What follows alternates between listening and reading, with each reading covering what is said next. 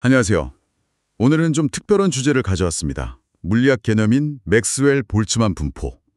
이게 주식시장이랑 어떻게 연결될 수 있는지 보내주신 자료 바탕으로 한번 깊게 얘기 나눠보죠. 네, 안녕하세요. 흥미로운 주제죠. 네.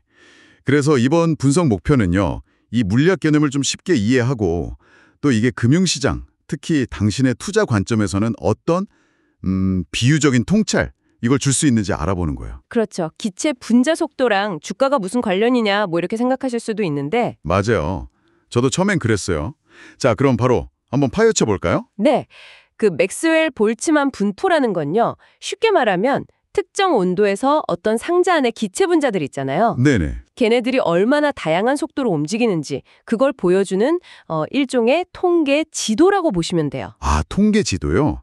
그러니까 모든 분자가 다 똑같은 속도가 아니라 그렇죠. 어떤 속도를 가진 애들이 얼마나 많은지 그걸 확률적으로 보여주는 거예요. 아하, 그 자료 보니까 온도가 이렇게 올라가면 분자들이 전체적으로 빨라지고 그 속도 분포도 좀 더 넓게 퍼진다고 하더라고요. 네, 맞아요. 그리고 분자 자체가 무거우면 그 질량이 트면 좀 느린 속도 쪽에 더 많이 몰리게 되고요. 그렇군요.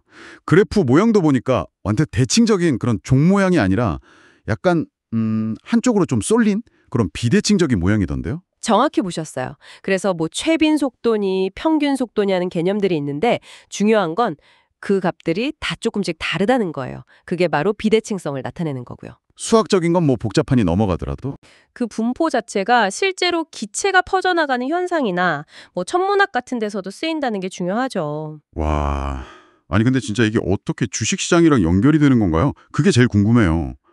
전혀 다른 얘기 같은데? 그렇죠. 이게 뭐 주식시장을 지배하는 물리법칙이다 이런 건 절대 아니고요. 아, 그런 건 아니군요. 네, 주로 비유나 아니면 시장을 이해하는 어떤 모델링 도구 뭐 그런 식으로 쓰이는 건데요. 몇 가지 방식이 있어요. 네, 어떤 건가요? 첫 번째는 이제 수익률 분포랑 관련해서 보는 거예요. 주식 수익률 분포를 보면 보통은 뭐 0 근처에 수익률이 몰려 있지만 가끔 정말 엄청난 수익이나 손실이 날 때가 있잖아요. 네, 그쵸. 소위 대박 아니면 쪽박이요? 맞아요. 그걸 이제 패테일 현상이라고 하는데 일반적인 정규 분포가 예측하는 것보다 훨씬 극단적인 값들이 더 자주 나타나는 걸 말해요. 아, 그래프 꼬리가 두툼하다고 해서 패테일? 네.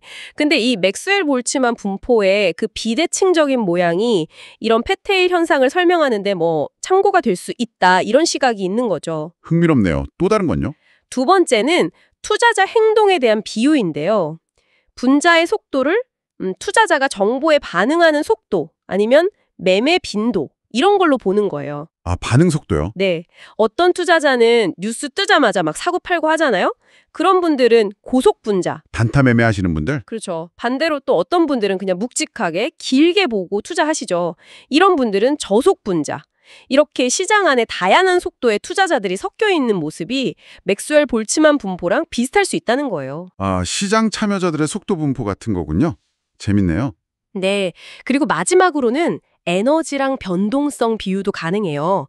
에너지가 높은 분자가 빠르듯이 시장에서는 변동성이 크거나 좀 기대 수익률이 높은 주식, 이게 이제 에너지인 거죠. 네. 이런 주식들이 더 큰 가격 움직임, 즉 속도를 보일 수 있다. 뭐 이렇게 연결해 보는 거죠. 알겠습니다. 들어보니까 꽤 그럴싸한 비유 같은데요. 그럼 이걸 당신의 실제 투자 결정에 활용할 수도 있을까요? 아니면 그냥 재미있는 개념 정도로 봐야 할까요? 장단점을 좀 따져봐야 할 것 같아요. 네, 그게 중요하죠. 장점부터 보면 말씀드린 것처럼 투자자 유형을 속도라는 걸로 설명하니까 되게 직관적이에요. 단기 트레이더는 빠른 투자자, 장기 투자자는 느린 투자자 이렇게요. 네, 이해하기는 쉽네요. 그렇죠. 시장 참여자 분포를 이렇게 시각적으로 보여주기도 괜찮고 특히 뭐 고객분들한테 설명 들을 때 좀 흥미를 끌 수도 있고요. 아까 말한 그 정규 분포가 잘 설명 못하는 비대칭적인 수익률 분포 이런 걸 설명하는데도 좀 도움이 될 수 있고요. 그렇군요. 그럼 단점은요? 좀 결정적인 단점이 있을 것 같은데요. 네, 있어요. 가장 큰 문제는 이 맥스웰 볼츠만 분포가 가정하는 기본 전제가 실제 시장하고는 전혀 안 맞아요. 기본 전제요. 어떤 거죠? 그 원래 물리학에서는 입자들이 서로 영향을 안 주고 또 시스템 전체가 안정적인 평형 상태에 있다고 가정하거든요. 아, 근데 주식시장은 완전 반대잖아요. 투자자들이 서로 엄청나게 영향을 주고받고 시장은 뭐 맨날 변하고 불안정한데. 바로 그겁니다. 투자자들은 서로 눈치 보고 따라하기도 하고 공포나 탐욕에 휩쓸리기도 하잖아요. 시장은 계속 변하는 비평형 상태고요. 맞아요. 그 가정이 완전 다르네요. 그렇죠. 그래서 이걸 너무 직접적으로 대입하려고 하면 오히려 현실을 왜곡할 수가 있어요.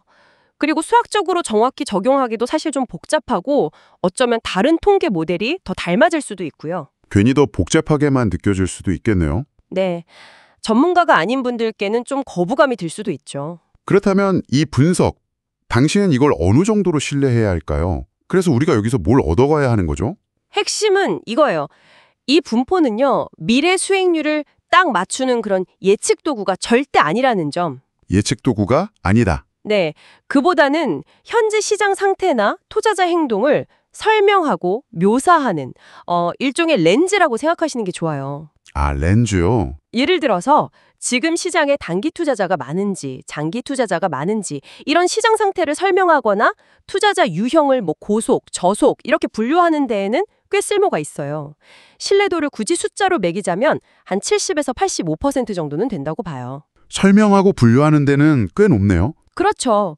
그리고 보고서나 상담 같은 데서 스토리텔링이나 시각화 도구로 활용하는 효과는 더 커요. 한 80에서 90% 정도 이해를 돕는 거죠. 알겠습니다.